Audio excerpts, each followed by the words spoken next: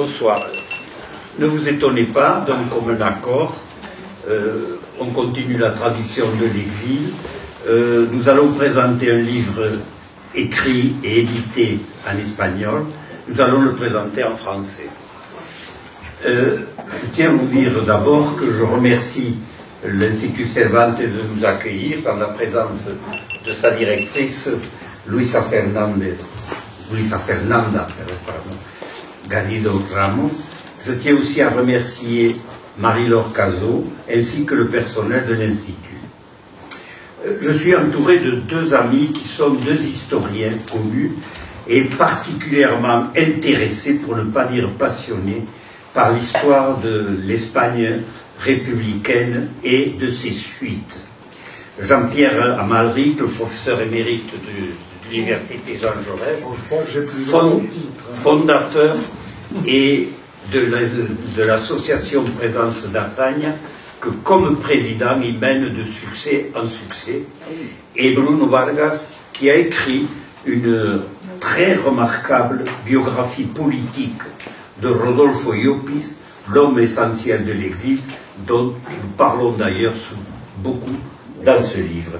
Je veux aussi remercier le public ici présent, et parmi ce public, mon ami et éditeur, le professeur Javier Pérez Vato, qui m'a beaucoup aidé dans la mise en forme de ce texte au cours de notre hebdomadaire Tertulia que nous célébrons au Café Concorde, qui est très voisin d'ici. Bizarrement, ce n'est pas un effet recherché, la présentation de ce livre se situe dans un moment particulier à Toulouse. Nous sommes entourés d'une remarquable exposition sur la vie des sœurs Ultis, pédagogues et féministes célèbres dans l'Espagne républicaine et dont une grande partie de leur vie s'est passée en exil. Il y a très peu de temps, quelques jours, se présentaient ici même deux livres publiés sur l'épopée des guerrilleros espagnols. Et à la fin du mois de mars va se réunir un très important colloque sur le franquisme. Par conséquent, il faut dire que cette époque est sûrement importante pour Toulouse, et pourquoi ne pas présenter un livre en espagnol ici. Je dois d'abord vous dire que El Retoñar del Fénix n'est pas un livre d'histoire au sens propre du terme. Nous avons voulu, le nous est volontaire, nous avons voulu raconter une histoire tragique, dramatique, et de plus une histoire longue, très longue, puisqu'elle concerne deux générations, et que beaucoup de gens de la première génération n'ont pu assister à la fin de cette histoire qui, heureusement, fut une bonne fin. Avec les ans, il faut reconnaître que la réflexion prime sur la recherche. C'est beaucoup plus facile de penser assis dans un fauteuil que d'aller scruter les journaux, les documents. Et depuis que nous étions penchés avec mon frère Charles sur l'histoire du Parti socialiste ouvrier espagnol, la réflexion est venue. Et de cette réflexion est sorti El Retoñar del Fénix. Pourquoi? Retoñar, c'est renaître. Renaître. Parce qu'on s'est dit, comment se fait-il que 145 ans après sa fondation, le Parti socialiste ouvrier espagnol gouverne aujourd'hui l'Espagne, alors que dans toute l'Europe du Sud, tous les partis socialistes ont été balayés par le temps, par les transformations de la société, par la révolution qui s'est faite dans les esprits. Et pourtant, le Parti socialiste ouvrier espagnol, lui, est là et il gouverne. Comment cela se fait-il? Eh bien, première réflexion de ce qui pourrait être une thèse. Première réflexion, ce parti, il a connu 37 ans de clandestinité exil, c'est-à-dire 37 ans pendant lesquels il était totalement coupé de sa société, coupé de la base de son travail, cette base sociale qui pour lui était devenue inaccessible ou alors de manière ponctuelle, difficile et avec un prix extrêmement très lourd. Et l'idée qui est venue est celle-ci. Est-ce que la clandestinité et l'exil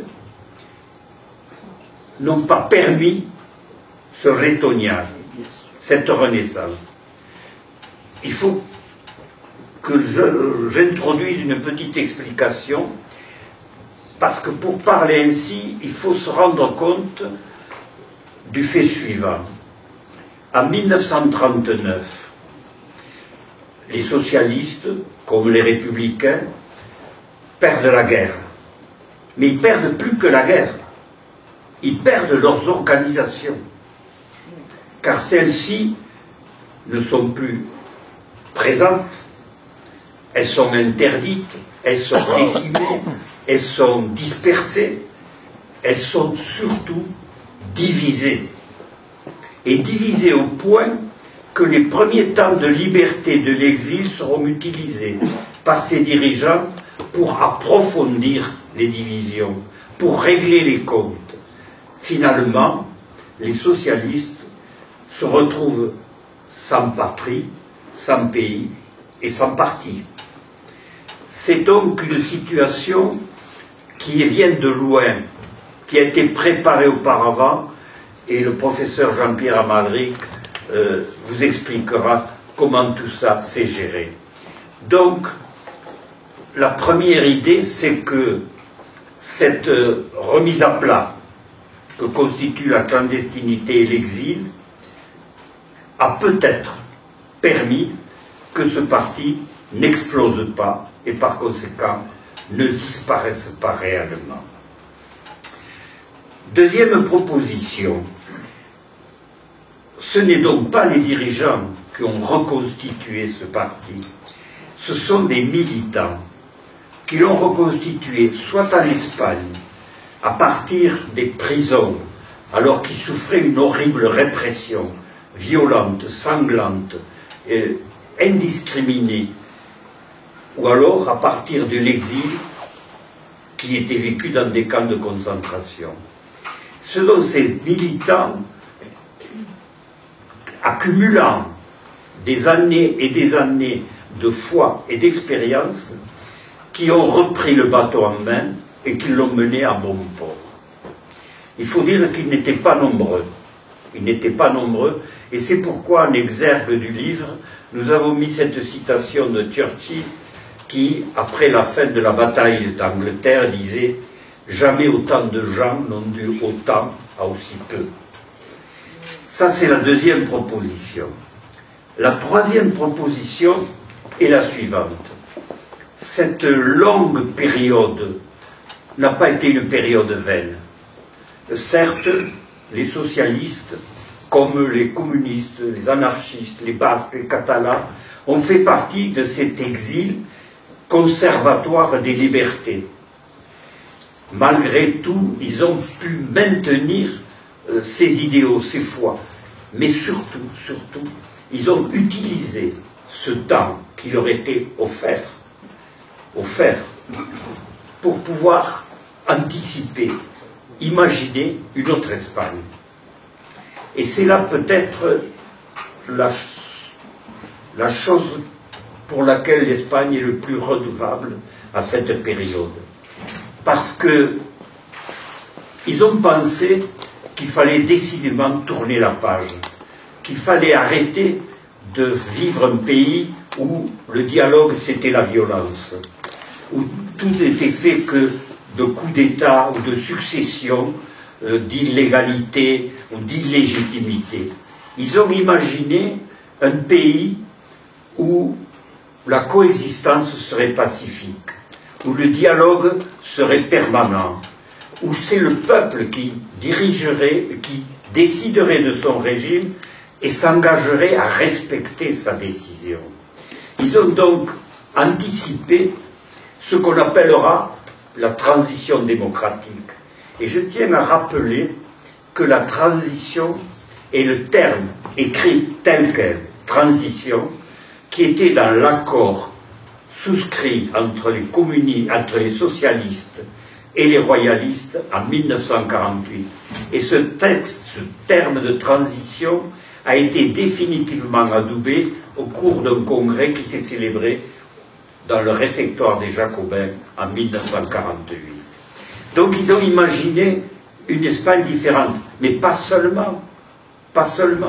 Ils ont imaginé une Espagne qui serait dans l'orbe du monde occidental, qui aurait une vocation européenne.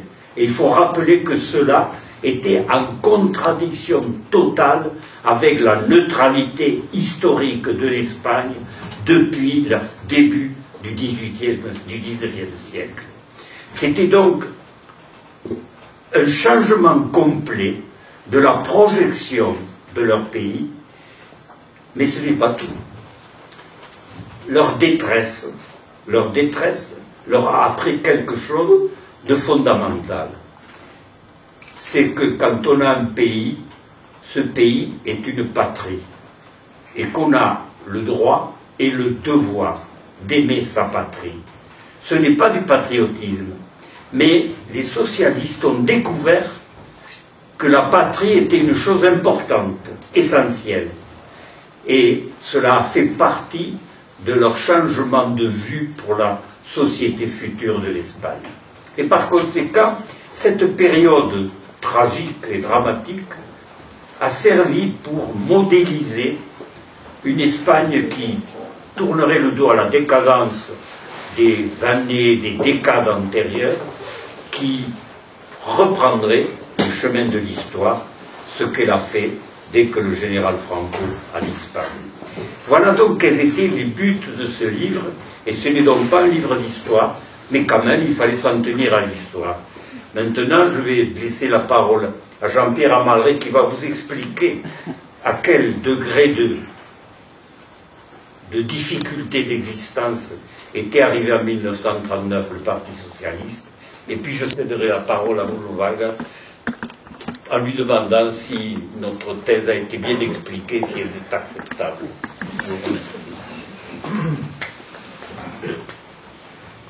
C'est à moi.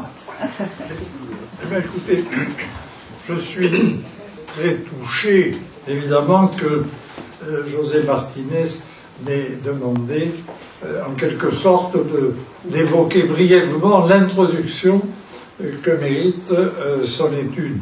Car il est bien évident que le point de départ de son travail et de ce réexamen qui est extrêmement suggestif, qui se situe en 1939, demande peut-être au lecteur de garder à l'esprit la décennie précédente, qui sont les années de la République, finalement, de la Seconde République, et le rôle qu'a tenu ce parti socialiste ouvrier espagnol au cours de ces années.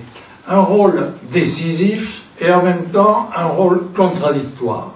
Un rôle constructif, je le crois, pour une part, mais qui en définitive a conduit à son éclatement et pour ainsi dire à sa destruction, à son autodestruction dans cette terrible année 1939. Alors, en refaire l'histoire, je ne le prétends pas dans le peu de temps qui m'est ici accordé, mais mettre peut-être un éclairage sur quelques moments décisifs aidera peut-être à comprendre l'ampleur du défi qu'a eu à relever l'équipe qui a voulu reconstruire le parti en exil. Je dirais d'abord que, en définitive, il n'y aurait pas eu de proclamation de la Seconde République sans les socialistes espagnols. Et ils ont, dès le début, joué un rôle très important dans le comité révolutionnaire, et lorsque le gouvernement provisoire se constitue, et un peu plus tard, après le vote des Cortés, le gouvernement légitime, les figures socialistes jouent un rôle de premier ordre dans ce que l'on a appelé le biennio réformista ou le biennio azañista, parce que effectivement c'est la personne du président du Conseil, Manuel Azaña, qui domine et qui impulse cette année. Et dans l'œuvre réformatrice de ces 2 années, on est, quand on la regarde en détail, comme nous l'avions fait d'ailleurs dans une année, dans une de nos journées à Azaña à Montauban, on est frappé de la richesse de ce bilan et du rôle qui ont joué certaines personnalités du Parti socialiste. C'est le cas en particulier, bien sûr, de Francisco Largo Caballero, qui est en charge du ministère du Travail et qui va édicter un ensemble législatif et réglementaire qui, d'une certaine manière, met l'Espagne au même rang que la place où était alors, dans les relations du travail, les démocraties les plus avancées. Elles n'étaient peut-être pas aussi avancées qu'elles ont pu l'être par la suite, mais dans ce temps historique, c'était une avancée considérable. Lorsque on confie, après les finances, les travaux publics, notre grande figure est D'Alessio Prieto. Il va faire preuve là de toute son efficacité d'homme qui a déjà pratiqué les entreprises et un certain nombre de réalisations urbanistiques que l'Espagne a conservées lui sont venues. Par exemple, qu'est-ce qui sait aujourd'hui que la traversée de Madrid, la traversée souterraine par le train qui fonctionne toujours et qui est vraiment l'épine dorsale des transports publics à Madrid, c'est son initiative et c'est sa réalisation. Donc voilà. En ce qui concerne la réforme de l'enseignement, Bruno c'est ça beaucoup mieux que moi, mais le rôle de Rodolfo Llopis a été tout à fait déterminant. Et on peut dire que si l'Espagne en 2 ans se dote d'un réseau d'enseignement élémentaire qui met l'Espagne vraiment là aussi à la hauteur des pays avancés de l'Europe, c'est aussi à un dirigeant socialiste qu'elle le doit. Et voilà. Et tout ce bilan extrêmement positif, il est quand même extrêmement surprenant de voir qu'au bout de 2 ans, ce pragmatisme réformateur va être en quelque sorte renié par ceux qui en ont été les auteurs. Et ça, c'est une très grande surprise. Quand on voit, dans le courant de l'année 33, Largo Caballero, qui est passé d'un pragmatisme pieux à une posture révolutionnaire et maximaliste, qui va l'amener à renier ce qu'il a fait, on se dit qu'il y a quand même là un véritable problème. Et d'une certaine manière, c'est à la fin de ces deux premières années que le socialisme espagnol contribue déjà à délégitimer en partie ce dont il s'est montré capable. Je dois dire que pour l'historien, je n'aime pas les leçons de l'histoire, mais pour l'historien, c'est quand même un sujet de réflexion important. Garder en mémoire pour des gouvernants tout ce qu'ils ont fait de positif pour le pays dont ils ont la charge, le valoriser d'une certaine manière pour leurs concitoyens, ça me paraît une des règles qui devrait prévoir un régime démocratique, et dans ce cas, ça n'a pas été le cas. Car cette défection, il faut bien le dire, du socialisme espagnol va favoriser la victoire de la droite qui se produit et qui va entraîner, comme on le sait, les 2 années du biennio negro, comme on l'a dit, pendant longtemps, et qui va amener une radicalisation spectaculaire du socialisme espagnol, qui va trouver son apogée dans cette embardée révolutionnaire et qui va se terminer tragiquement avec la révolution des Asturies en octobre 1934. Or, ceci est préparé par une série de reclassements au sein du socialisme espagnol, qui va d'ailleurs affecter non seulement le Parti socialiste, mais l'autre force qui en est indissociable, et qui est la centrale syndicale de l'UGT. C'est une spécificité, là, du socialisme espagnol, de réunir côte à côte la formation politique, le PSOE, et la force syndicale, l'UGT. Or, au sein de l'UGT était présidé au début de 1934 par une personnalité tout à fait originale, Besteiro, Julián Besteiro, qui était un intellectuel et même un universitaire, philosophe qui plus est, mais qui s'était engagé très tôt dans le Parti socialiste et qui s'était retrouvé président donc de l'UGT. Alors la position de Besteiro dans le Parti socialiste était classée nettement à droite du parti. Et si vous voulez, tous ceux qu'anime à ce moment-là l'espérance révolutionnaire au début de 1934 voient donc une priorité dans la destitution de Besteiro, ce qu'ils vont obtenir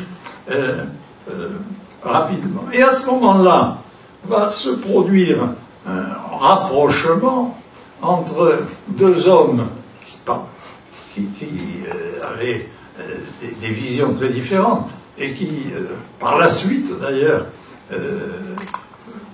n'arriveront pas à collaborer, à savoir Prieto, dont j'ai parlé, et Largo Caballero qui avait derrière lui un passé de syndicaliste ouvrier. Il était lui-même, au début de sa carrière, il travaillait le stuc dans les logements, il était stuccateur, c'était vraiment un exemple remarquable d'ailleurs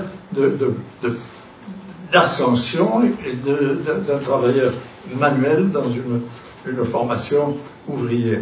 Mais alors que Prieto avait été, j'allais dire, l'artisan de l'intégration, de l'association des socialistes aux républicains libéraux, bourgeois, conduits par Azaña, ce n'était nullement le cas de Largo Caballero qui en appelait à la révolution, en appelant les masses pour cela.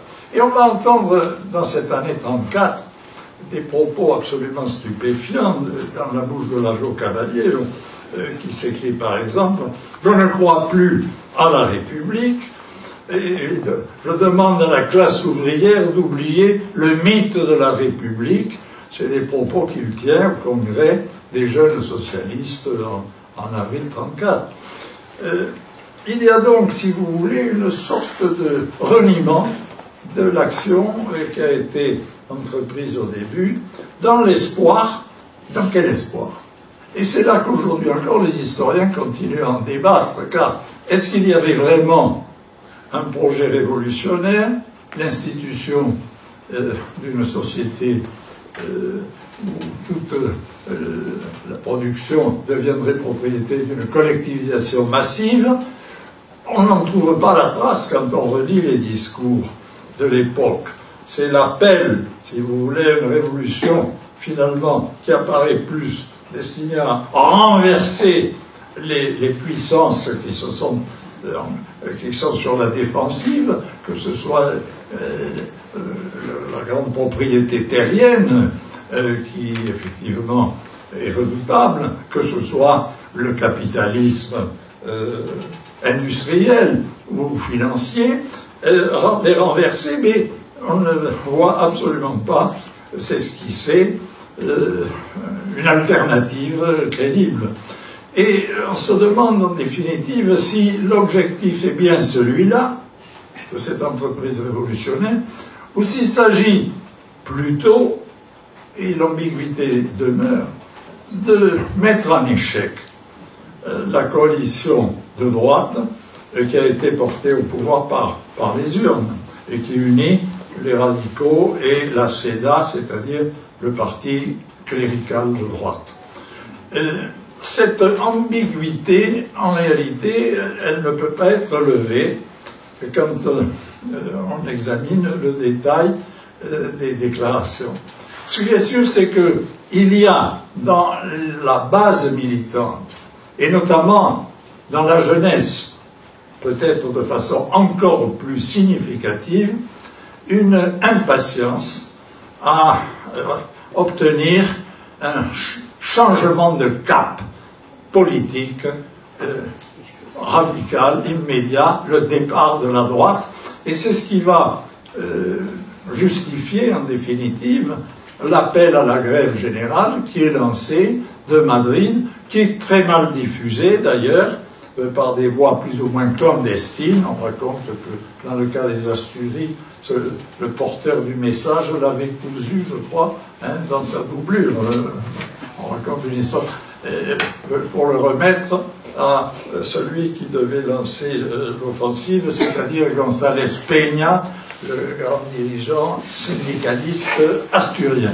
Toujours est-il que, alors que la grève générale échoue lamentablement un peu partout en Espagne, eh bien aux Asturies, elle va mettre le feu aux poudres. Et parce qu'il y avait sans doute dans la classe ouvrière asturienne, dominée par les mineurs exploités de longue date, une impatience qui ne pouvait plus attendre. Et donc c'est cette explosion révolutionnaire, cette commune asturienne qui pendant quelques jours va stupéfier non seulement l'Espagne, mais le monde entier, et qui va être ensuite impitoyablement réprimée. Mais le tout pour un gain politique nul, et même négatif, dans la mesure où la répression va être très, très, très rude, et elle ne va pas contribuer à renverser le gouvernement de droite. Ce qui renversera le gouvernement de droite, ce sera de nouveau les urnes en 1936 et le vote donc populaire.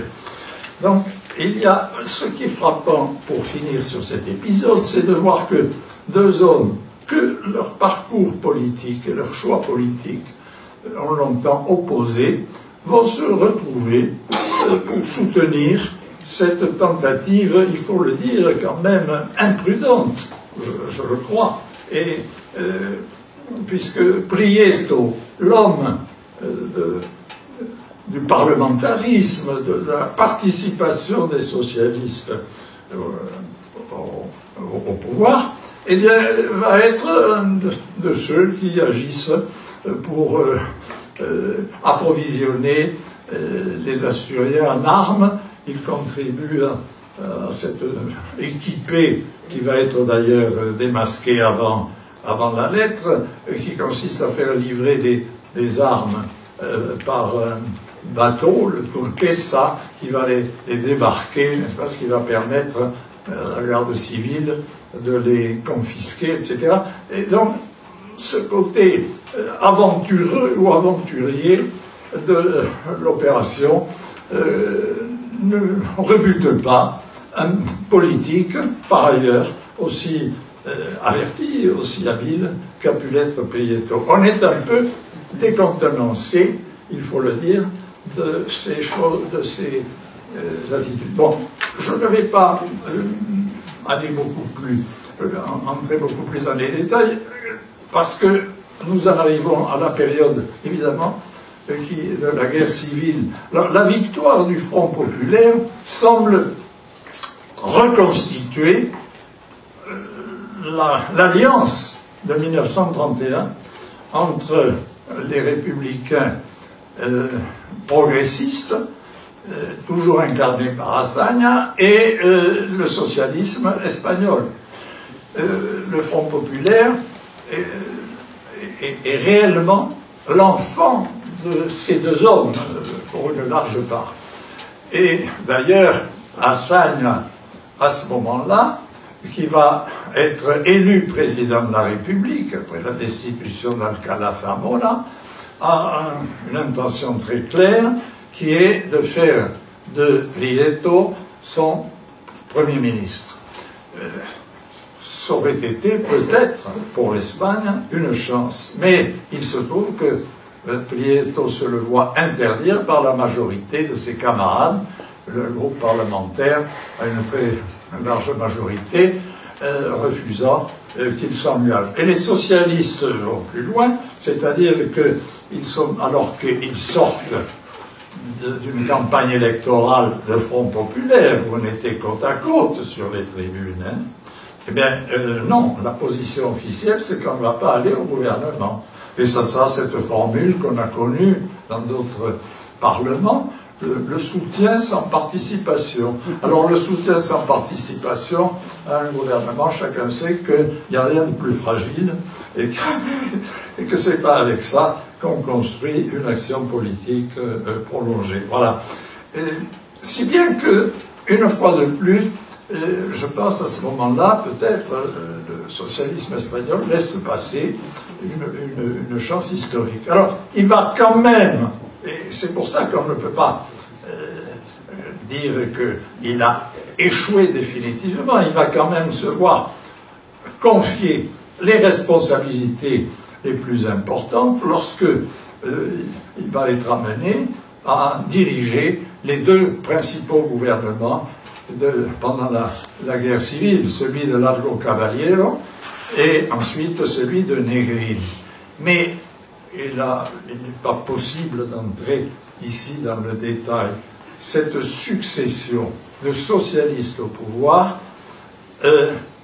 produit un effet destructeur sur le socialisme lui-même, tant les désaccords entre les courants et les hommes qui les incarnent vont s'approfondir.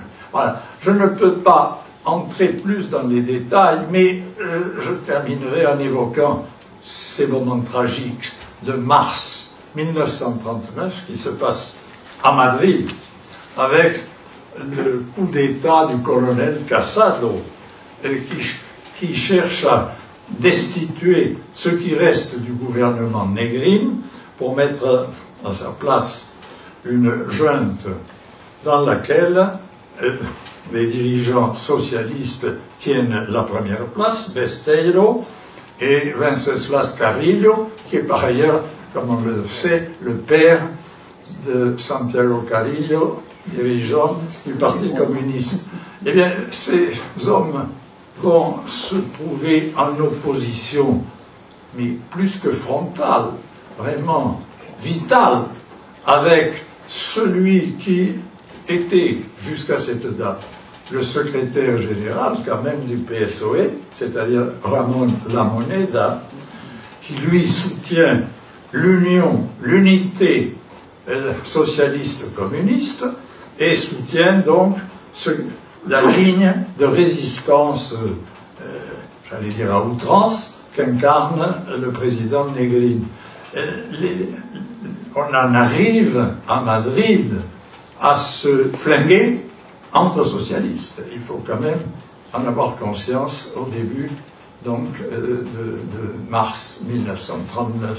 Et c'est donc, vous l'imaginez, dans l'exil, les débuts de l'exil, un parti socialiste pulvérisé qui va se retrouver avec des gens, je pense, mais ça, on le lit dans ce que nous a raconté, ce que nous ont raconté les frères Martínez Cobo déjà dans ces livres qu'ils avaient publiés il y a maintenant quand même plusieurs décennies, mais qui restent de consultation obligatoire. On se rend compte à quel point cet éclatement de ce qu'avait représenté le socialisme espagnol à la fin de la guerre civile va être tel dans l'exil que le reconstruire, rétablir des liens, définir une ligne d'action, ça va être effectivement l'action d'une nouvelle génération. Et de ce point de vue, je pense que le livre que tu nous as présenté nous en donne les grandes lignes. Merci à tous. Oui,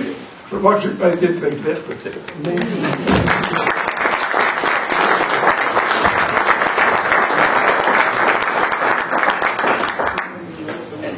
Et c'est donc Bruno qui a la parole. Bien, merci Jean-Pierre, et merci José de m'avoir invité ce soir pour présenter ton livre. Ça fait maintenant plus de 30 ans que l'on se connaît, quand j'avais commencé mes recherches sur Rolf Llopis. Et je me rappelle, j'avais écrit, j'avais écrit aussi à Carlos, avec un questionnaire, et vous m'avez répondu de suite, une semaine après, et c'est comme ça qu'avait débuté notre relation qui, depuis, n'a cessé de s'approfondir, et puis surtout, nous avons, malgré parfois des différences, mais c'est normal, dans l'histoire, quand on écrit l'histoire, et s'il n'y a pas de controverse, on n'avance pas. Et donc, c'est avec vraiment, je suis très ému d'être là ce soir, et c'est pour cela que je n'ai pas hésité à faire plus de 1000 km pour venir être présent ce soir. Mais bon, ça c'est un détail.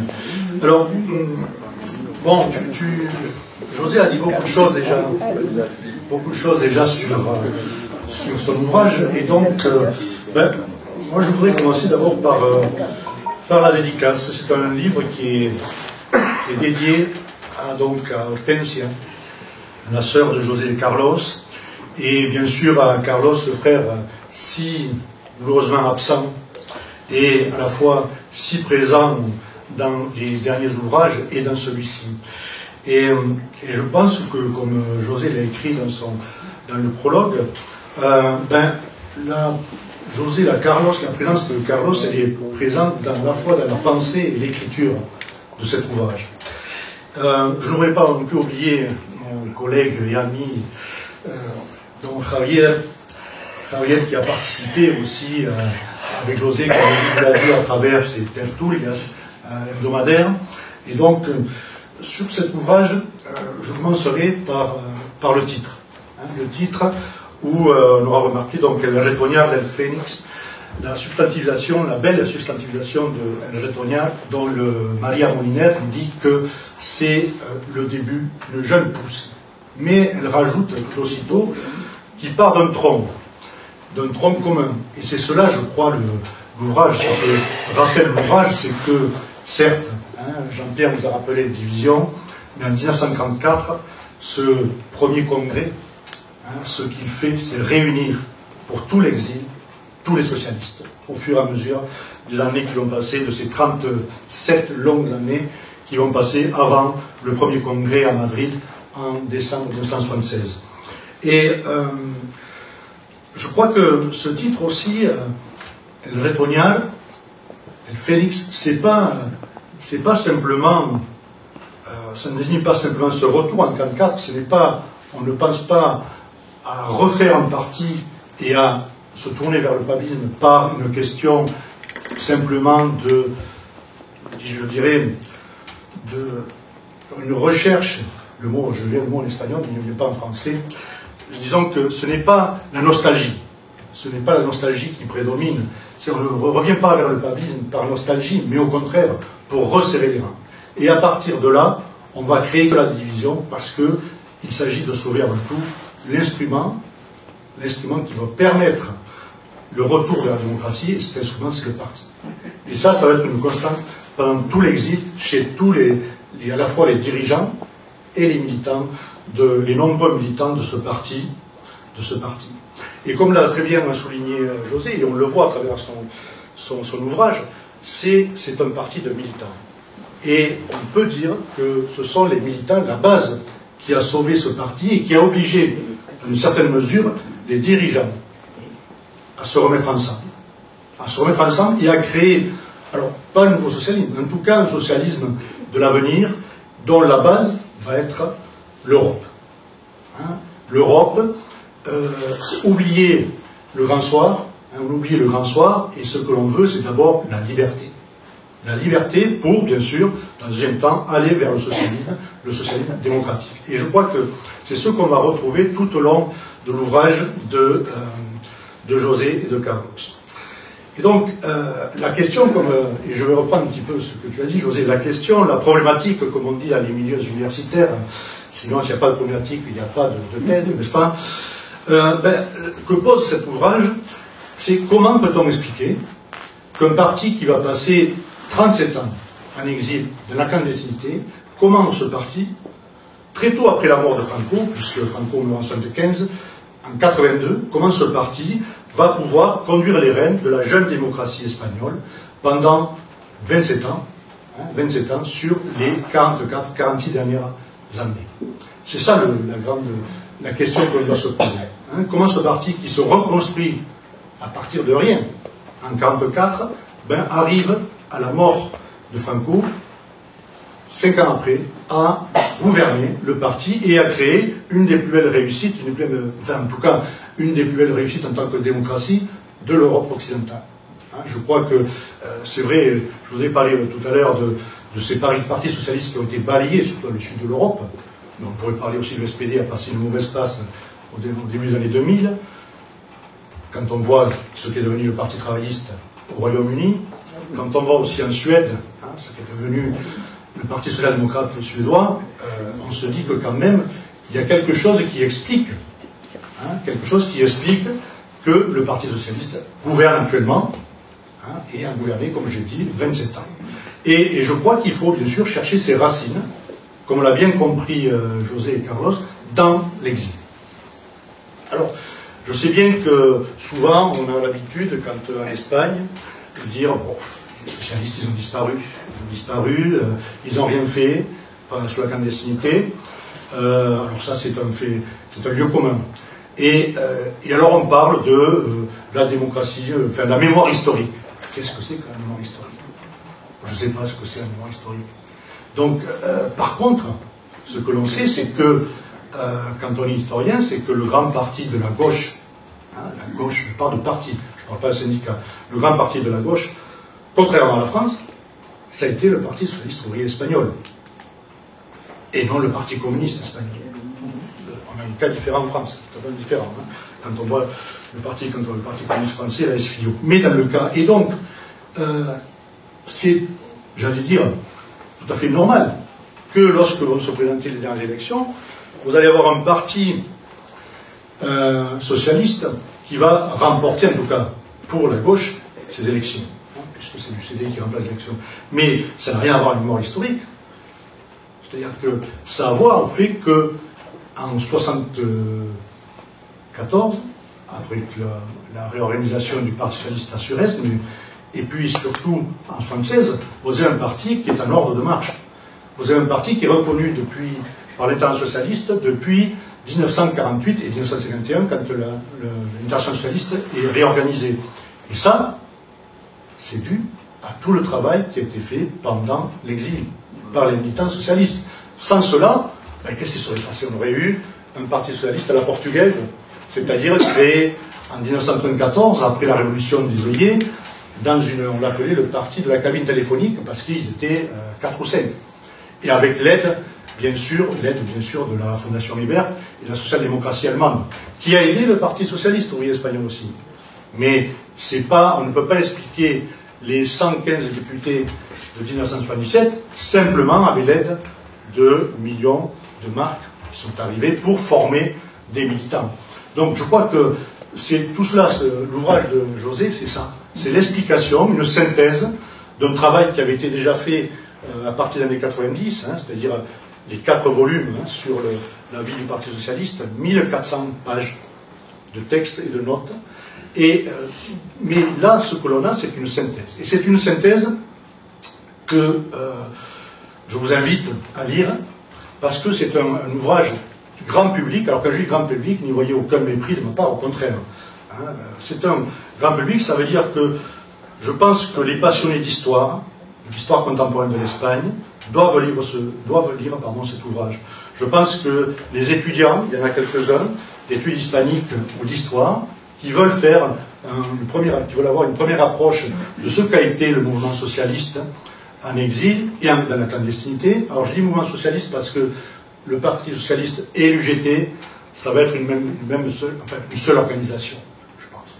Même si certains dirigeants ne sont pas les mêmes, quoique, c'est quand même, je pense que pendant l'exil et la clandestinité, il faut parler de mouvement socialiste plutôt que de parti et de syndicats. Et je pense que pour ces étudiants-là, s'ils veulent une première approche, c'est-à-dire faire un master par exemple, je crois que c'est un ouvrage à lire.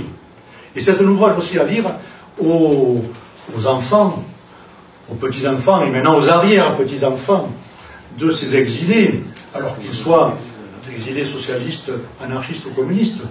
Dans ce cas-là, c'est pour comprendre ce qu'a été ce dur labeur mené pendant 4 décennies. Parce que il faut songer un petit peu ce que c'est 4 décennies en exil et en clandestinité. Je pense que peu d'entre nous aurions tenu le coup. C'est-à-dire que ça va être le les démocrates, ce qu'on appelle aujourd'hui les républicains, entre guillemets, moi je dirais plutôt les antifranquistes, ce qu'ils ont dû subir. Parce qu'ils n'ont pas subi que la dictature, pardon, mais aussi le laisser-aller des démocraties, qui les ont oubliés. Dès 1947, c'est-à-dire au moment où se déclenche la guerre froide, oui, certes en France on a aidé, la France de 44, 46, 47 va aider ces antifranquistes, mais après ils vont être abandonnés, puisque devant la réelle politique va s'imposer. Et malgré cela, les socialistes vont continuer à lutter. Et je crois que, je vous ai dit, cette synthèse peut être lue comme une première approche, mais je crois qu'on y trouve tout. Parce que je crois que, comme toutes les histoires qui finissent bien, et cette synthèse sur le PSOE et l'UGT, je crois, c'est le triomphe de la fraternité. De la fraternité entre quelques hommes, il y avait quelques femmes, mais très peu. Et je crois que lorsqu'on referme comme je vous dis, cette belle synthèse, cet ouvrage, je crois qu'on peut se dire que toutes ces années de lutte ont servi à quelque chose. Et je crois qu'il faut le rappeler parce qu'on a tendance à l'oublier dans l'historiographie sur le franquisme et sur l'antifranquisme. Je crois qu'il va y avoir un colloque sur le franquisme. Alors je vous annonce déjà qu'il y en aura l'année prochaine un autre sur l'antifranquisme. Parce que je pense que l'un ne va pas sans l'autre, mais l'antifranquisme, je crois que c'est un pan de l'histoire de l'Espagne. C'est ça. Ça fait partie de l'histoire de l'Espagne, l'antifranquisme. Et l'antifranquisme, c'est aussi bien la clandestinité, mais aussi l'exil, qu'on a tendance un petit peu à oublier. Alors, je crois que dans cet ouvrage, c'est José et Carlos, j'insiste, mais allie, je crois, la rigueur de l'analyse, et donc c'est un travail historien. C'est un travail historien, même s'il n'y a pas de notes. Ceux qui veulent lire les notes, connaître la biographie, les documents, qui se reporteront donc à 4 volumes, dont on a ici un premier. Mais je crois que ce travail est indispensable. Il fallait cet ouvrage pour rappeler certaines vérités historiques. Et je vous dis que c'est un grand public parce qu'il n'y a pas simplement de la rigueur, il y a aussi, on sent la chaleur des sentiments. Je pense que lorsqu'on lit cet ouvrage, quand on lit le texte, on sent battre le cœur de ces militants, entre les lignes. On sent que sans l'amour pour ce parti qui va être une patrie, c'est un patrie, qui va aider ces militants. Parce qu'ils vont aller de défaite en défaite. Mais ils ont été peut-être vaincus. Mais, au final, c'est eux qui ont gagné. Et que cet ouvrage rappelle très bien que, à vouloir aller trop vite en politique, on se brûle les ailes. Sauf que là, on n'a pas l'oiseau, le phénix. Le phénix, il renaît toujours de ses cendres. Et je reviens à ce titre qui est, pour moi, vraiment, dans le titre, on a tout l'ouvrage. Alors, je vous dis des sentiments. Alors, c'est pour cela que parfois, on excusera l'auteur quand le militant, l'ancien dirigeant, prend un petit peu le pas. Mais, après tout, pourquoi pas? Pourquoi ne pas écrire une histoire passionnée? Parce que je pense que sans passion, il n'y a pas aussi d'histoire. Alors, sans que cela ne touche l'analyse, parce que, encore une fois, l'analyse, elle est sans concession, avec les uns et les autres. Et notamment avec les dirigeants, pendant l'exil qui, jusqu'en 48, vont se déchirer. Vont se déchirer. Et après, je crois, une fois que, disons, le secteur, on va appeler disons, le courant priétiste et iopiste, emporte la bataille, je crois que là, on va avoir un parti qui va être en marche jusqu'à la fin, en ordre de marche jusqu'à la fin de l'exil. Et d'ailleurs, c'est étonnant de voir comment Iopis se rapproche de Prieto, alors que Iopis était un lieutenant de Lalo Caballero, et je crois que c'était vraiment, il y a de la vie, on peut aller jusqu'au terme de la haine entre eux. C'était de la haine alors que c'était des camarades de parti. Alors,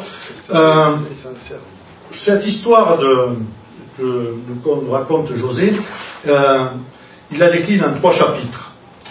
La première, Aquella Odissea, la deuxième, No solo antifranquistas, et la troisième, Imaginando otra Espagne. Alors la première, qui intitule Cette Odyssée, Aquella Odissea, on reste ici dans le domaine de la mythologie, comme dans le titre, est une chronique des années qui vont de 1939 à 1976, c'est-à-dire au premier congrès de décembre 1976, le premier congrès en Espagne, à Madrid. Et à travers donc c'est la partie, le chapitre le plus long, on a l'auteur, donc, analyse un petit peu les grands événements qui vont jalonner l'histoire du parti. Et là, l'intérêt, c'est que, bon, c'est un ouvrage qui fait 200 pages. Raconter en 200 pages 37 ans, je crois que c'est vraiment une gageure, et puis c'est surtout, comme je l'ai dit, tout est très précis, concis, c'est une écriture précise et concise, où il y a tout ce que l'on peut attendre d'un historien qui veut raconter en 200 pages l'histoire d'un parti. Et je crois que ce qu'il faut comprendre, c'est que ce n'est pas rien, 37 ans, c'est plus d'un tiers de la vie du parti, un parti qui est créé en 1879, et il va passer de 37 ans, plus d'un tiers de sa vie, en exil. Et cependant, il va se maintenir. Il va sortir, j'allais dire, plus fort de la dictature que ceux qui a fini la guerre civile. C'est-à-dire, la guerre civile, ça a été rappelé par Jean-Pierre. C'était pas difficile. Alors, c'était pas difficile, mais enfin. Si, c'était très difficile. C'était très difficile, je pense, parce que même si c'était difficile, c'était quand même une partie importante. C'était, bon, la scission, Jean-Pierre dit en 1939, elle existe déjà en 1936. Quand débute la guerre civile, c'est un parti qui est profondément divisé en 3 secteurs, et surtout notamment entre les lalo-caballeristes et les priétistes. Et ensuite va se rajouter la tendance négrine. Donc vous pouvez comprendre que ce parti qui avait été la colonne vertébrale de la République, sur un plan politique, je crois qu'en 1936, cette République, elle a implosé, et en partie à cause de sa division au sein du mouvement socialiste. Alors, José raconte très bien comment ces querelles, elles continuent. Et elles ne continuent pas en France, parce qu'en France, c'est les camps, en France, c'est la prison, c'est l'extradition vers l'Espagne de Franco, c'est pour certains l'extradition vers l'Allemagne, dans les camps d'extermination, en Tautzen, c'est aussi la résistance. Donc en France, déjà la lutte est en place. Et je pense que dès 1943, il y a une certaine réconciliation entre les deux tendances, entre la tendance qu'on appelle lalo-caballériste et puis la tendance de Besteiro. Par contre, au Mexique, ça continue de plus belle. Et on le voit très bien dans l'ouvrage, c'est-à-dire que c'est comme si rien ne s'était passé. C'est-à-dire qu'on retrouve les mêmes querelles entre les négrinistes, les partisans de Négrine et les partisans de Prieto. Et on fait comme si rien ne s'était passé. Alors c'est vrai que c'était beaucoup plus facile, parce que la guerre avait lieu en Europe, ou dans le Pacifique, et que le Mexique, bien sûr, ils avaient le temps de discuter, et ça continuait de plus belle. Et il va falloir 1944, ce congrès de Toulouse. Toulouse est une place importante dans la vie, occupe une place importante dans la vie de l'exil socialiste, et pas que socialiste, aussi chez les anarcho-syndicalistes, comme aussi chez les communistes jusqu'à 1950. Enfin, aujourd'hui, on parle du mouvement socialiste, et Toulouse joue un rôle important, et comme l'a si bien rappelé José, à la fois à l'introduction et dans le livre, ce sont des militants de base, de quartier, qui vont appeler à ce congrès qui va permettre aux, disons, quelques dirigeants quelques dirigeants qui étaient restés en France. La plupart étaient du secteur de la tendance laro-carriériste, Llopis, De Francisco, Pascual Tomás, mais il y avait aussi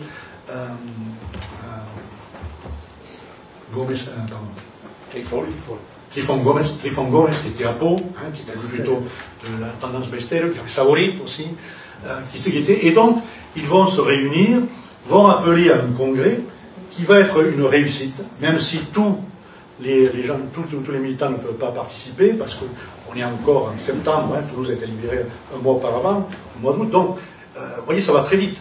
Ce sont des gens qui sont en mouvement déjà et qui veulent créer toutes les conditions pour que renaisse ce parti. Mais à une certaine condition. La discipline. La discipline, la discipline. C'est le mot d'ordre. Ça n'est fini des tendances. Il n'y a qu'un seul parti et celui qui n'est pas d'accord, il reste en pouvoir. Et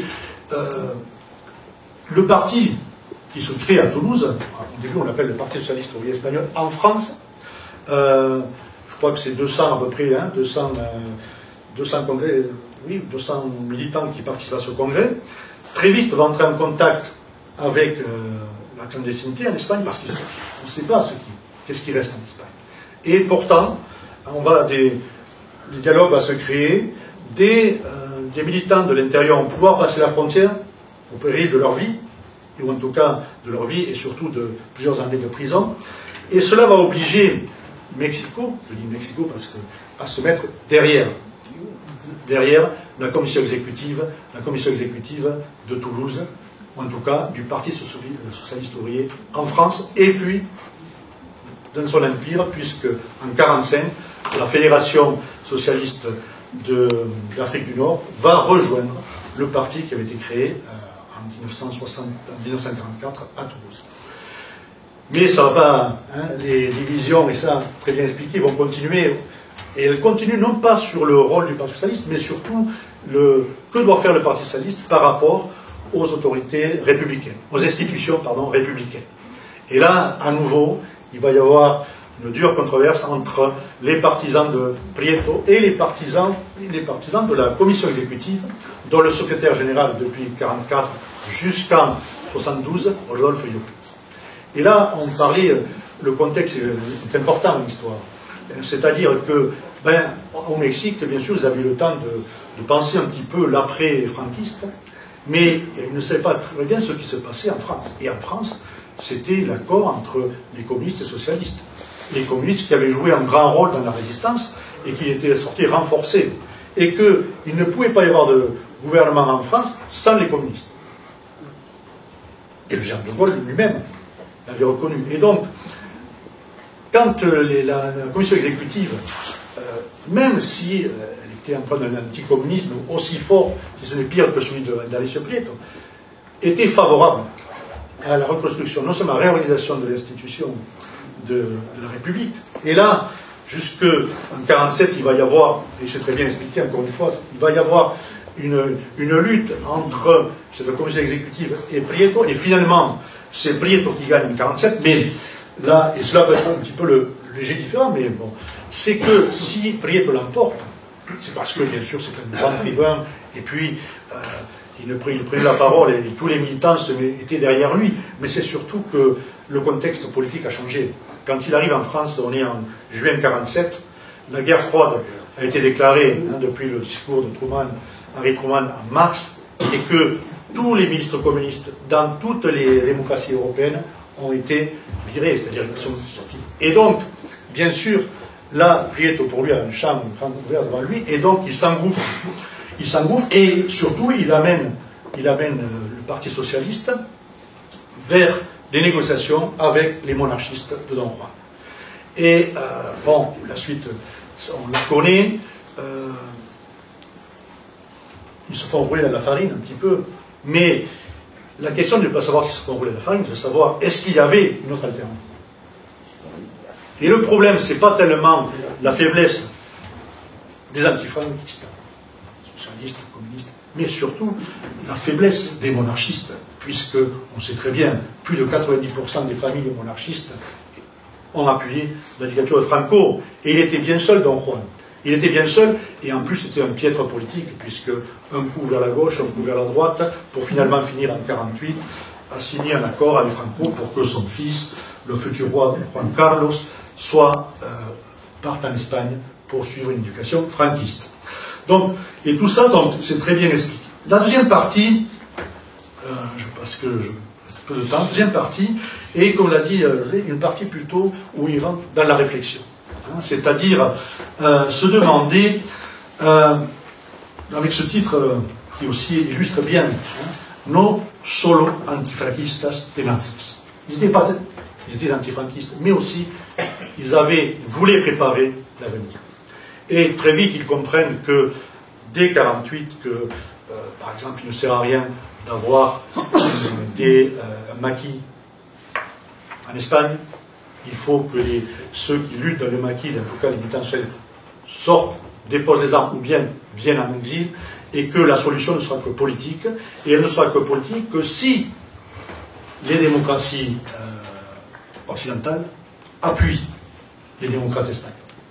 Et ils se rendent compte très vite aussi, dès 1950, que les démocraties vont s'accommoder du franquisme, et que donc il faut préparer à la fois les militants de l'avenir, il faut préparer les accords qui vont créer les conditions d'une démocratie en Espagne. Et ils vont tout essayer. Ils vont d'abord essayer de reconstruire un exil politique autour avec la CNT, avec les nationalistes basques, avec les nationalistes catalans, et aussi avec l'intérieur, les antifranquistes intérieurs. Pas simplement, bien sûr, les militants socialistes, puisque le Parti socialiste, dès 1954, dont le siège est à Toulouse, représente l'ensemble du Parti socialiste. Même si, et tout au long de l'exil, les dirigeants ne cesseront de dire que le Parti socialiste ouvrier espagnol se trouve en Espagne. Et qu'à l'extérieur, il n'y a qu'une délégation, même si il y a un secrétaire général et une direction. Et donc, tout ça, José l'explique très bien, tous les accords qui vont être passés, mais au-delà des accords, bien sûr, qui vont avoir aucune emprise sur l'Espagne, sur la société espagnole, parce que, comme je vous dis, vous le savez, les démocraties vont s'accommoder de la dictature. Ce qui se crée, par contre, c'est un esprit, un autre esprit. C'est-à-dire, on commence à comprendre qu'une concorde peut exister entre les Espagnols. Et notamment avec les dissidents du franquisme. Des hommes comme Ridruejo, comme Gil Robles. Et on va voir fleurir tout au long de ces 30 années, je crois, une nouvelle façon de penser l'Espagne. C'est-à-dire que les Espagnols, dans le cadre européen, bien sûr, le cadre européen. Et c'est ce cadre européen qui va faire, en effet, Jean-Pierre, que ces Espagnols qui s'étaient opposés pendant la guerre civile, vont se retrouver. Donc, on a d'abord, avant 1962, le Munich 62, il y a quand même le mouvement européen espagnol. Et pour vous dire un petit peu jusqu'à quel point ces accords est arrivé, en 1968, le délégué espagnol de ce mouvement européen, c'est Rodolfo Llopis, et son suppléant, c'est Gil Robles. Qui aurait pu penser cela en 1939? Et donc, ils vont créer, comme je dis, cette atmosphère-là, c'est-à-dire que la dictature, c'est quoi? C'est l'esprit guerra civiliste, c'est la guerre civile jusqu'à la fin. Franco va assassiner une partie de son peuple et il finira, 2 mois avant sa mort, par signer la mise à mort de 5 militants, 3 du FRAPP et 2 de l'ETA. Donc, ça, ce n'est plus possible pour une certaine Espagne. Et c'est cette Espagne-là, cette atmosphère-là, que va créer le Parti socialiste espagnol en s'alliant dans les années 60 avec cette gauche chrétienne qui naît. Alors, certes, on va me dire, oui, mais les premières élections, tous ils vont être balayés. Oui, sauf le Parti socialiste, puisque en 72, le Parti socialiste, une rénovation, certains parlent d'une rénovation ou un changement de cap arrive avec de nouveaux militants de l'intérieur. Et là, ça va être la déchirure. La déchirure parce que, et on le sent quand José parle un petit peu de ce qui se passe en 72, mais une déchirure entre ces dirigeants, ces vieux dirigeants qui avaient remonté ce parti, et puis disons, les dirigeants qui venaient des jeunesses socialistes, qui, en 1970, ne sont plus très jeunes, en fait. Ils ont déjà plus de 35 ans. Et quand cette jeunesse de l'extérieur va s'allier avec des nouveaux socialistes qui arrivent, notamment Felipe González, Alfonso Guerra, Pablo Castellano, mais aussi avec la vieille garde du Pays Basque. Je dis la vieille garde, avec Pablo, Ramon Rubial, et aussi avec Nicolas Redon. Et donc, tout cela, et c'est encore une fois très bien analysé, va permettre au Parti socialiste d'arriver, à la mort de Franco, avec une nouvelle génération. Une nouvelle génération qui est en phase avec la société espagnole. Parce que souvent, on dit, la société espagnole, oui, mais la société espagnole en 1976-77 est très jeune. Plus de 50% de la population a moins de 30 ans. Et ces jeunes socialistes, avec leur nouvelle façon de penser le socialisme, est en phase, je crois, avec cette société. Et d'ailleurs, si on regarde les résultats, on voit les résultats, le Parti communiste, c'est 16 députés, alors que ça avait été le parti qui, dans la clandestinité, avait le plus lutté, c'est vrai. Ceci étant, le Parti socialiste, lui aussi, avait pris cette option jusqu'en 1953, d'avoir un parti important pour des militants dans la clandestinité. Et puis, est arrivé le moment, lorsque la 6e commission exécutive est décimée par la police politique de Franco, la décision est prise que ça suffit. Que le militant, ce n'est pas un carne de canon, ce n'est pas de la chair à canon. Et qu'il ne sert à rien, vu les circonstances, d'avoir un parti important en Espagne. Et d'ailleurs, lorsque Amat arrive en 1956 et redonne un petit peu, rebooste un petit peu cette clandestinité, ça dure 2 ans. Et au bout de 2 ans, la police politique Franco s'abat sur eux et plus de 90 dirigeants du Parti socialiste se retrouvent en prison. Donc, je pense que, et là, encore une fois, dans cette réflexion qu'a José sur ce travail entre l'exil et l'intérieur, je pense que c'était la bonne solution, la solution qu'il fallait prendre. La troisième partie, je finirai, c'est Imaginando otra España. Je crois que c'était là, José met en valeur la portée européenne. Et ça, je crois que c'est la grande nouveauté. La grande nouveauté de l'exil. Dès le départ, l'exil comprend qu'il faut vraiment ne pas laisser passer le train de l'Europe. Et dès 1946, Llopis, en tant que secrétaire général, assiste à la première réunion du mouvement socialiste des États-Unis de l'Europe. Et en 1948, c'est l'anecdote, en 1948, il dit à Pietro, écoute, il faut que tu ailles à La Haye. C'est la première réunion du mouvement européen, et Pietro, qui se trouve à Biarritz, dit, non, j'ai pas envie d'y aller, parce que Pietro n'est plus en phase, il ne comprend pas. Et il faut que ce soit Llopis, et on a la lettre, qui lui dit, si, il faut les représenter au Parti socialiste, parce qu'on ne peut pas perdre ce train-là. Il en va de la survie du parti. Il en va de la survie du parti. Et là aussi, je crois qu'il y a eu, certes, un militant de base, mais il est vrai qu'il y a eu des dirigeants qui ont su prendre les bonnes décisions pour permettre que le parti continue à exister tout au long de l'exil. Et ça a été la même chose pour l'Internationale socialiste. Je veux dire, c'était un des rares partis à faire partie d'un membre à part entière de l'Internationale socialiste lorsqu'elle est réorganisée en 1951. En 1951, Llopis est vice-président de l'Internationale socialiste. Quel parti en exil a eu son secrétaire général vice-président de l'Internationale socialiste? Je veux dire, ce point-là est important, et il explique, et je reviens un petit peu sur le début, il explique un petit peu pourquoi le PSOE réapparaît avec force, en force et avec force, lorsque la transition démocratique se présente en Espagne. Et alors, pour conclure, rapidement, puisque ça fait 20 minutes que je parle et qu'il faudrait laisser la parole à la salle, je crois que, je voudrais dire qu'en histoire, je reviens, ce n'est pas une histoire, ici c'est une histoire, José, parce qu'en histoire, je crois qu'on mesure la qualité d'un ouvrage dans la capacité qu'il a éveillé chez son lecteur la curiosité et à l'inviter à poursuivre ses recherches.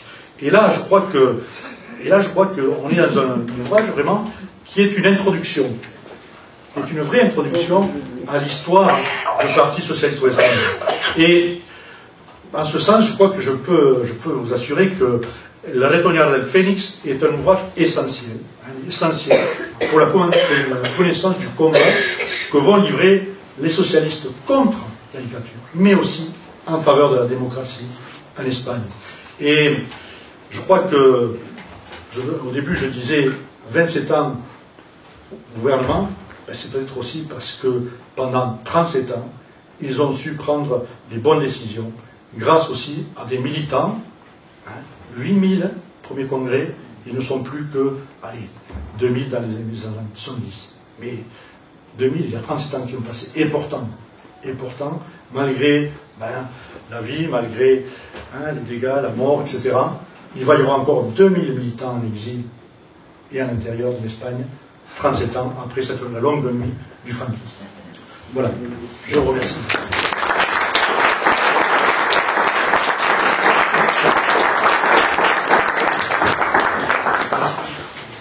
Je pense que nous avons un peu de temps pour quelques questions, à moins que l'auteur veuille intervenir de nouveau. Non. Non. Ah non, voilà. Réponse oui, mais pas Et je vois que Marie-Laure Cazot brandit le micro pour les interventions. Oui, je voulais vous demander, est-ce que vous ne pensez pas que ce qui a facilité la modernisation du PSOE, ça a été sa capacité justement en exil à comprendre que l'Espagne c'était autre chose que l'État centralisateur qu'en avait fait Franco, et qu'une des grandes réussites de la maintenance au pouvoir du PSOE et encore aujourd'hui, c'est le fait d'avoir facilité cette démocratie à plusieurs autonomies, à cet estado de las autonomías qui fait l'originalité de ce pays et qui fait que peut-être le PSOE, qui en a été en partie responsable, est encore au pouvoir.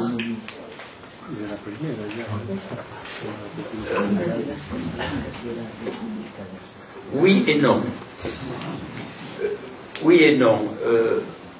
Je pense que la modernisation idéologique du Parti socialiste espagnol tient avant tout au fait d'avoir vécu 37 ans dans l'Europe occidentale.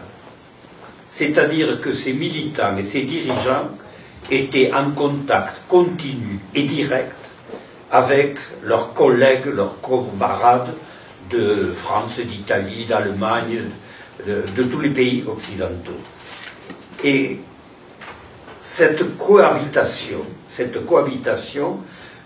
obligatoirement devait amener à une influence. Il y avait aussi la leçon du passé. Et les socialistes ont, comme d'autres partis d'ailleurs, tiré les leçons de l'échec de la République et de la responsabilité dans l'échec de la République. Et ceci a amené à un changement de cap important, pas toujours un changement de parole, mais de réalisation.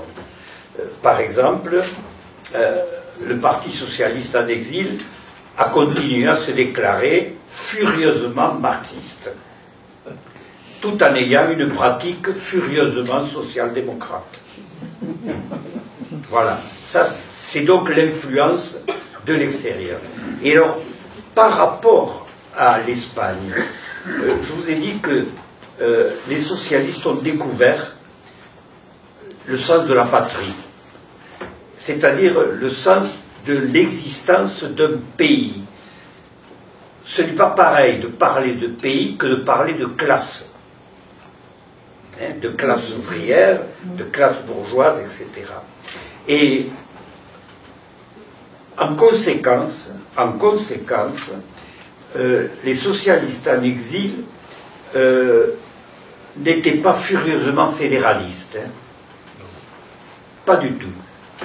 Par exemple, quand ils se sont réorganisés, à leur sein, il existait deux fédérations très importantes. La Fédération socialiste asturienne, qui depuis toujours était un organisme à l'intérieur du parti, et les Basques, le Parti socialiste basque, qui s'appelait le Comité central socialiste d'Euskadi.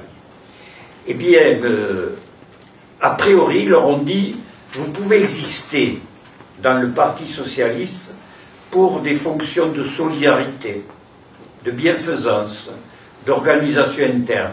Mais il vous est interdit d'avoir des carnets particuliers d'affiliation et il vous est interdit d'avoir des cotisations particulières. Le Parti socialiste était en exil d'accord pour le statut que la République avait donné à la Catalogne, à la Generalitat, et au Pays Basque, à Euskadi. Mais pas au-delà. Par contre, lorsque s'est produit le mouvement de rénovation, la fin du mouvement de rénovation, ce qu'on peut appeler les jeunes rénovateurs de l'intérieur, et qu'on peut identifier comme Felipe González, Alfonso Guerra, Nicolas Redondo, eux avaient une proposition totalement différente. Et ils ont fait adopter, à deux reprises, en 1972 et en 1974, une résolution qui demandait la création de la République des fédérations socialistes ibériques et le droit d'autodétermination des régions d'Espagne. Nous, les rénovateurs de l'exil, nous l'avons voté en étant contre. Pourquoi? Parce que le problème n'était pas ça. De toute manière, on savait que ça ne marcherait pas, qu'ils n'auraient pas les moyens de l'appliquer. Et le problème était un problème d'organisation. Il fallait qu'ils puissent revenir en Espagne avec l'autorité de la commission exécutive. Mais nous savions que le moment des responsabilités arrivait, cette politique changerait complètement.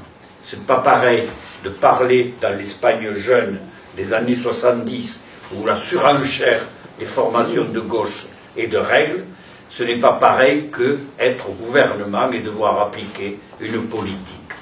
Et dans ce livre, nous expliquons que cette inflexion en 72 et 74 du discours du Parti socialiste ouvrier espagnol et même des propositions pour l'Espagne, cette inflexion qui était contraire à la tradition de l'exil, cette inflexion a totalement disparu dès que les responsabilités du pouvoir sont arrivées.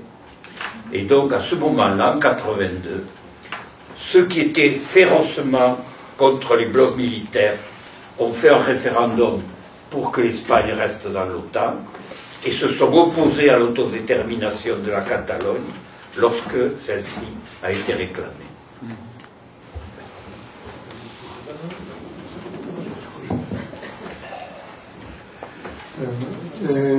Je crois que le livre est signé avec Carlos.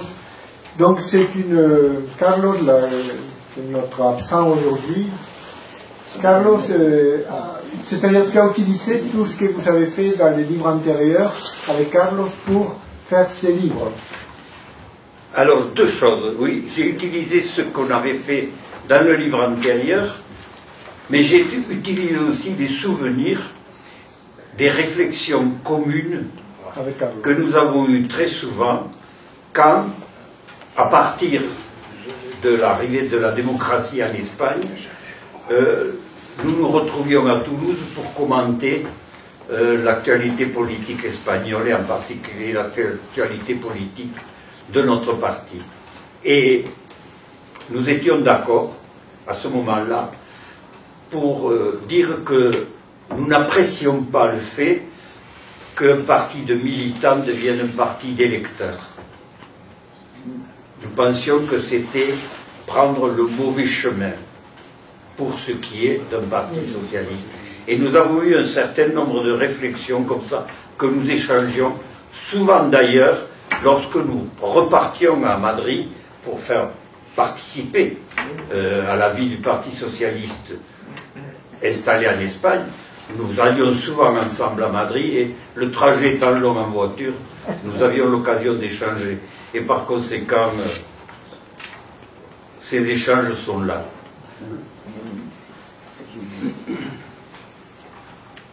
Je voulais savoir quelle est la nature des divergences entre Pedro Sánchez et Felipe González. Ça change vraiment l'histoire.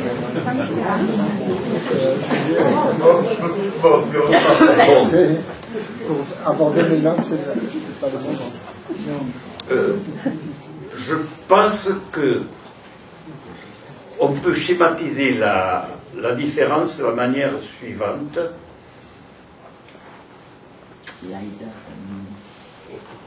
Pour l'un, il est essentiel, pour Pedro Sánchez, pour mener à bien les réformes sociales dont a besoin le pays, les progrès sociaux dont il a besoin, il est essentiel d'être au pouvoir. Et pour être au pouvoir, il faut, comme disait parfois Prieto, savoir avaler des couleuvres, des crapauds, et voilà. Je pense que pour Felipe González, ce n'est pas du tout la même idée. Il faut être au pouvoir sans avoir d'entrave, pour pouvoir exercer librement son pouvoir. Et par exemple, vous savez très bien que le gouvernement de Pedro Sánchez actuellement a des problèmes avec Junts pour la loi d'amnistie. Lorsque Jordi Pujol, qui appuyait le gouvernement de Felipe González, décida qu'il ne voulait plus l'appuyer, Felipe González convoqua les élections. Je pense donc que c'est une conception du pouvoir.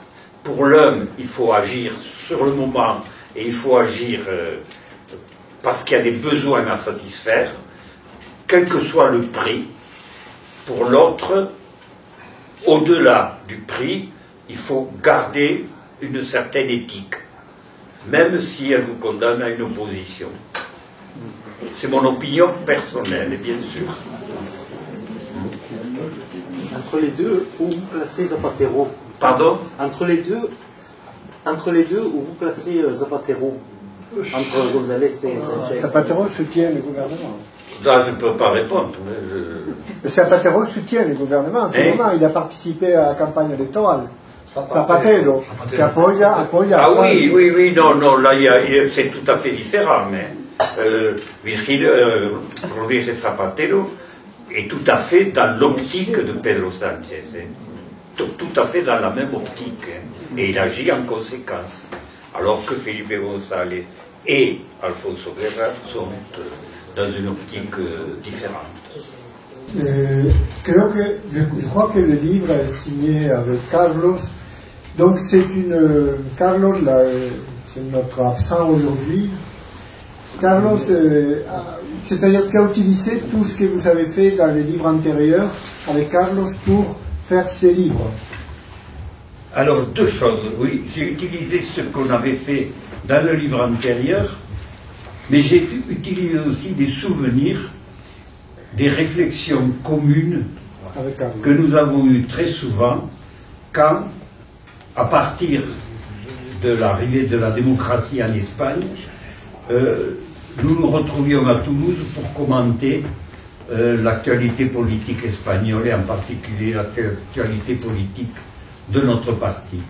Et nous étions d'accord à ce moment-là pour dire que nous n'apprécions pas le fait qu'un parti de militants devienne un parti d'électeurs. Nous pensions que c'était prendre le mauvais chemin pour ce qui est d'un parti socialiste.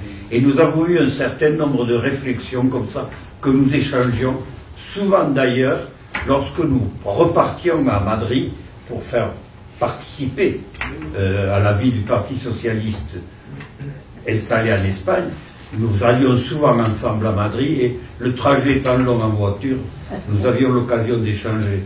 Et par conséquent, ces échanges sont là.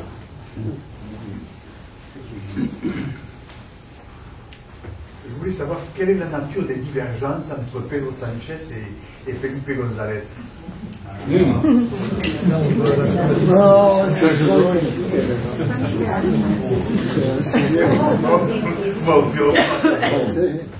pour aborder maintenant, c'est pas le moment. Je pense que on peut schématiser la différence de la manière suivante.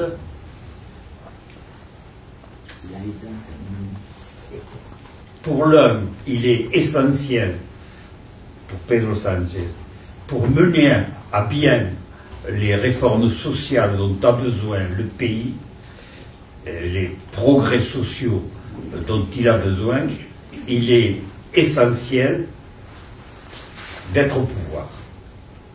Et pour être au pouvoir, il faut, comme disait parfois Prieto, savoir avaler des couleuvres, des crapauds, et voilà. Je pense que pour Felipe González,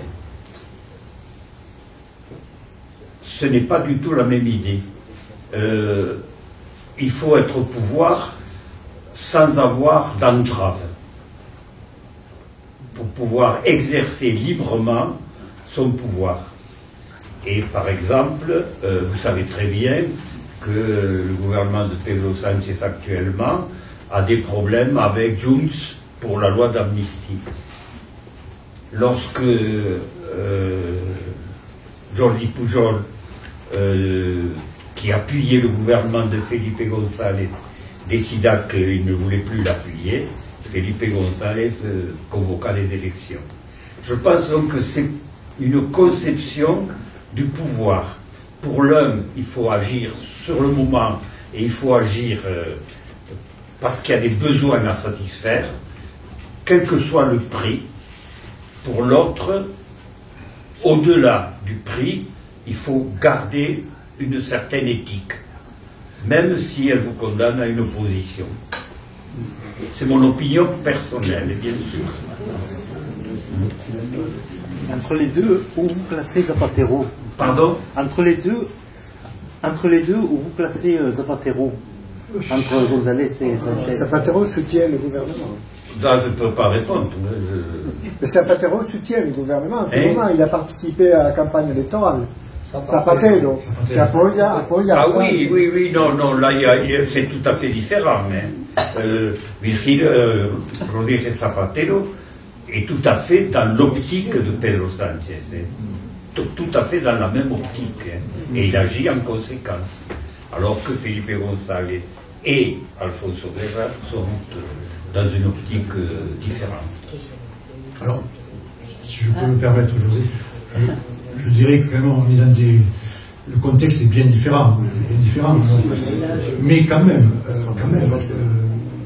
Felipe González, en 1994, passe un accord avec Convergencia y Unión, et plutôt avec Convergencia qu'avec Unión, c'est-à-dire les démocrates chrétiens catalans, et que Junts, c'est bien l'héritier en tout cas, de Convergencia. Donc je crois que les deux, à un moment donné, ils peuvent se allier avec le diable, entre guillemets, pour rester au pouvoir. Et puis, contexte différent, l'Espagne de 96, c'est pas l'Espagne de 2022, 23, 24. Et un autre élément aussi à tenir en compte, c'est que Felipe González, 94, ça fait déjà 12 années de pouvoir. Il est sur la fin d'un cycle.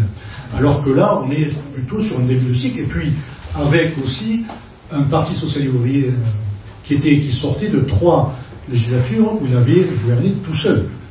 C'était une découverte en 93, donc ils sont obligés de signer un accord avec le PNU et avec CIU. Alors que là, on a un gouvernement tout à fait différent. On a vraiment un gouvernement à la fois qui est une alliance entre le Parti socialiste et puis ce qu'on appelle Sumar, c'est-à-dire Izquierda Unida. Il ne faut pas se leurrer.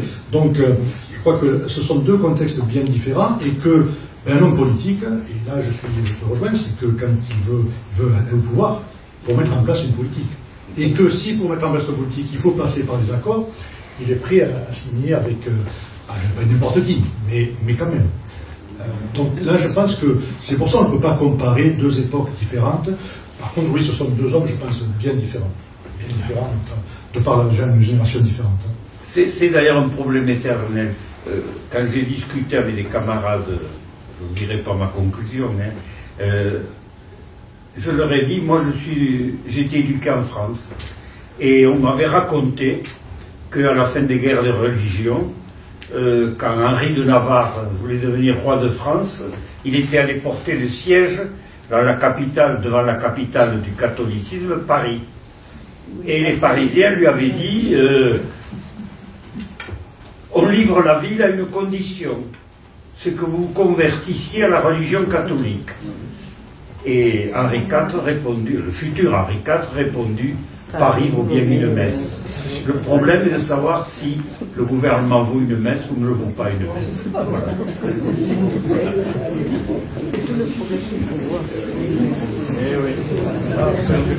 Bon, on s'est rapproché de l'actualité avec ces dernières questions.